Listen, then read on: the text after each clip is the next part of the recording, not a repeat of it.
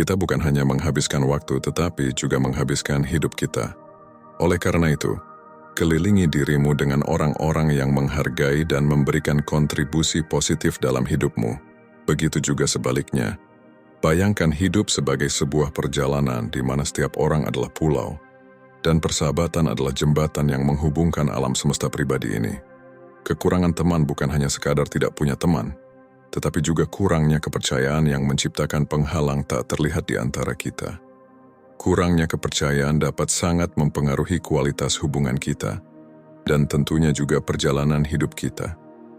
Penting untuk dipahami bahwa memiliki lingkaran sosial yang kecil bukanlah masalah. Beberapa orang lebih suka ketenangan dalam kehidupan sosial mereka. Namun, ketika kesepian menjadi bayangan yang mengganggu dan ketiadaan teman lebih banyak membawa masalah daripada ketenangan, itu adalah saatnya untuk mencari perubahan. Ingatlah bahwa kuantitas tidak selalu berarti kualitas. Jadi, carilah koneksi yang tulus dan berkualitas dengan orang lain. Ini akan membuatmu lebih kuat dan percaya diri. Dalam video ini, kita akan membahas beberapa topik terkait kurangnya persahabatan, agar kamu dapat memahami masalah ini, dan, jika diinginkan, mencari solusi praktis. Kamu akan memahami bagaimana kurangnya kepercayaan berkaitan dengan kekurangan teman, dan yang paling penting menemukan jalur stoik untuk membangun hubungan yang lebih otentik dan bermakna. Ingatlah bahwa pengembangan diri dan keterampilan sosial adalah cahaya penuntun dalam perjalanan kita. Jadi simak videonya sampai akhir. Ayo mulai. 1. Malu atau introvert. Bagi mereka yang cenderung pemalu atau introvert, menjalin dan mempertahankan persahabatan bisa menjadi tantangan tersendiri. Namun, filsafat Stoik menawarkan pendekatan unik dan kuat untuk mengatasi rintangan ini, mengubah rasa malu menjadi perjalanan menuju penemuan diri dan pertumbuhan pribadi. Pelajaran pertama dalam Stoik untuk mengatasi rasa malu adalah penerimaan diri. Memahami bahwa beberapa orang memang secara alami pemalu atau introvert adalah bagian penting dari menerima diri sendiri. Stoik seperti Marcus Aurelius mengajarkan bahwa menerima siapa diri kita adalah langkah awal untuk transformasi apapun. Dengan menerima rasa malu sebagai bagian sementara dari perjalanan, seseorang mulai menapaki jalan kesadaran diri. Stoikisme menekankan kekuatan saat ini, mengajak kita untuk fokus pada apa yang ada dalam kendali kita, daripada terjebak dalam kekhawatiran tentang masa depan atau penyesalan masa lalu. Dalam praktik sosial, ini berarti tidak membiarkan rasa malu mengurung kita dalam pikiran negatif tentang apa yang mungkin atau tidak mungkin terjadi. Dengan melepaskan diri dari ekspektasi dan proyeksi, kita menemukan kebebasan untuk bertindak sesuai prinsip kita tanpa rasa takut. Rasa malu seringkali berakar pada ketakutan terhadap penilaian orang lain. Para Stoik seperti Seneca menyoroti pentingnya empati. Dengan menempatkan diri kita di posisi orang lain, kita menyadari bahwa setiap orang memiliki pertempuran batin dan ketidakamanan mereka sendiri. Kesadaran ini membebaskan kita dari pemikiran berlebihan tentang diri sendiri dan memungkinkan interaksi yang lebih tulus dan penuh kasih. Salah satu prinsip dasar Stoik adalah melepaskan diri dari hasil. Ini berarti bahwa dalam mencari persahabatan, fokusnya harus pada proses, bukan hasilnya. Alih-alih khawatir tentang penerimaan atau penolakan, individu Stoik lebih fokus pada keaslian dan kebajikan dalam setiap interaksi. Pola pikir ini mengurangi tekanan terkait rasa malu, memungkinkan pendekatan yang lebih santai dan sederhana. 2. Kurangnya kesempatan sosial. Tidak jarang seseorang merasa berada dalam lingkungan di mana kesempatan untuk berinteraksi sangat minim, yang akhirnya menyebabkan rasa tidak terhubung. Filsafat Stoik, dengan penekanan pada kebajikan, ketahanan, dan kebijaksanaan praktis memberikan panduan untuk mengatasi dan melampaui situasi ini. Salah satu saran adalah terlibat dalam kegiatan sukarela di komunitas. Stoikisme sangat menekankan kontribusi untuk kebaikan bersama, berpartisipasi dalam pekerjaan, Sukarela tidak hanya sejalan dengan kebajikan stoik, tetapi juga memperkenalkanmu pada individu dengan minat yang sama, baik itu berpartisipasi dalam kegiatan kebersihan lingkungan, mendukung acara amal, atau menjadi sukarelawan di pusat komunitas. Kegiatan ini menciptakan pengalaman bersama dan peluang untuk membangun koneksi. Ikuti workshop atau seminar yang terkait dengan bidang pekerjaanmu. Selain meningkatkan keterampilan profesional, ini juga akan memperkenalkanmu kepada para profesional yang mungkin memiliki tujuan dan nilai yang sama. Organisir atau ikut serta dalam kegiatan luar ruangan seperti hiking, bersepeda, atau olahraga kelompok. Lingkungan ini menyediakan suasana yang santai untuk berinteraksi, memungkinkan koneksi terbentuk secara alami di tengah keindahan alam. Bergabunglah dengan forum atau grup yang didedikasikan untuk minatmu dan aktiflah dalam diskusi. Ini dapat menghasilkan koneksi yang bermakna dan dalam beberapa kasus beralih ke pertemuan tatap muka. Selain itu, praktikkan rasa syukur stoik. Dalam mengejar kesempatan sosial, penting untuk menghargai hubungan yang sudah ada. Stoikisme mengajarkan untuk bersyukur atas apa yang sudah ada dalam hidup kita. Dengan mengakui dan menghargai hubungan yang sudah ada, kamu menciptakan pola pikir positif yang menarik koneksi baru. 3. Masalah kepercayaan. Dalam tarian rumit hubungan manusia, masalah kepercayaan dapat menciptakan bayangan yang menghalangi terbentuknya persahabatan yang erat. Bagi mereka yang menempuh jalan stoik, memahami kapan suatu hubungan dibangun di atas kepercayaan menjadi perjalanan yang penuh kesadaran diri dan kebijaksanaan. Stoikisme sangat menekankan kesadaran diri. Sebelum mempercayai orang lain, penting untuk merenungkan nilai-nilai, harapan, dan kerentanan diri sendiri. Para stoik menganjurkan pemahaman yang mendalam tentang diri untuk menavigasi kompleksitas hubungan manusia. Luangkan waktu untuk berintrospeksi, mengidentifikasi sumber kekhawatiran terkait kepercayaan dalam diri sendiri. Stoikisme mendorong komunikasi yang jujur dan terbuka. Jika masalah kepercayaan muncul, hadapilah secara terbuka dengan individu yang terlibat. Dengan mendorong komunikasi yang transparan, kamu menyelaraskan tindakanmu dengan nilai-nilai stoik dan menciptakan lingkungan yang kondusif untuk hubungan yang tulus. 4. Kurangnya keterampilan sosial. Seperti yang dikatakan Marcus Aurelius Curs, terimalah hal-hal yang diikatkan takdir padamu dan cintailah orang-orang yang takdir bawa ke dalam hidupmu, tetapi lakukanlah dengan sepenuh hatimu. Sebelum terjun ke dalam interaksi sosial, terimalah dirimu sepenuhnya. Pahamilah bahwa setiap orang, terlepas dari keterampilan sosial mereka, memiliki nilai yang melekat.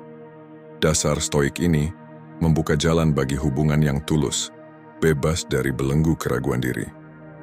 Para stoik menekankan kemajuan bertahap dalam segala aspek kehidupan. Terapkan prinsip ini dalam pengembangan keterampilan sosialmu. Alih-alih langsung menghadapi pertemuan sosial besar, perlahan-lahan ekspos dirimu dalam berbagai situasi. Ini memungkinkanmu untuk membangun rasa percaya diri dengan kecepatan yang sesuai, sejalan dengan gagasan stoik tentang pertumbuhan yang terukur. Kata-kata Marcus Aurelius menyoroti pentingnya mencintai orang yang takdir bawa ke dalam hidup kita. Dalam interaksi sosial, gunakan kebajikan sebagai kompas. Fokuslah pada kualitas seperti kebaikan, empati, dan pengertian. Dengan membawa kebajikan stoik dalam interaksi, kamu tidak hanya memperbaiki karaktermu sendiri, tetapi juga memberikan dampak positif pada dinamika sosial. Tanyakan pertanyaan, tunjukkan minat pada perspektif orang lain, dan ciptakan lingkungan dialog terbuka. Rasa ingin tahu yang tulus tidak hanya memperkaya pemahamanmu tentang orang lain, tetapi juga membuka jalan menuju hubungan yang lebih otentik. Praktikkan afirmasi positif yang sejalan dengan prinsip stoik. Fokuskan pada kekuatanmu, akui nilai dirimu, dan hadapilah situasi sosial dengan pola pikir yang berakar pada keyakinan diri. Jika menghadapi penolakan atau momen canggung, tanggapi dengan sikap stoik. Pahamilah bahwa peristiwa eksternal berada di luar kendalimu, tetapi responmu ada dalam kendalimu. 5. Perubahan keadaan. Hubungan, seperti gelombang laut, mengalami perubahan seiring transisi hidup. Penting untuk mengenali bahwa dinamika persahabatan mungkin berkembang. Terimalah pemahaman ini dengan cara stoik, menghargai bahwa perubahan adalah bagian tak terpisahkan dari pengalaman manusia. Stoikisme menekankan konsep pelepasan yang sehat. Ketika keadaan berubah, persahabatan mungkin merenggang. Pahami bahwa pelepasan ini bukan cerminan kegagalan pribadi atau ketidakcukupan, melainkan pandanglah melalui lensa kebijaksanaan stoik. Pahami bahwa peristiwa eksternal berada di luar kendalimu, termasuk hubungan. Perubahan hidup seringkali membawa kita ke lingkungan yang tidak dikenal. Stoikisme mendorong kita untuk mencari komunitas di lingkungan baru ini. Hadiri acara lokal, bergabung dengan klub atau grup yang sejalan dengan minatmu, dan proaktif dalam berintegrasi dengan sekitarmu. Dengan begitu, kamu tidak hanya memperluas lingkaran sosialmu, tetapi juga menumbuhkan rasa memiliki. Transisi kehidupan adalah momen yang tepat untuk refleksi diri. Stoikisme mendorong introspeksi selama masa perubahan. Renungkan nilai-nilaimu, aspirasimu, dan jenis hubungan yang kamu inginkan. Gunakan praktik reflektif ini untuk membimbing pilihan sosialmu saat menavigasi situasi yang tidak terduga.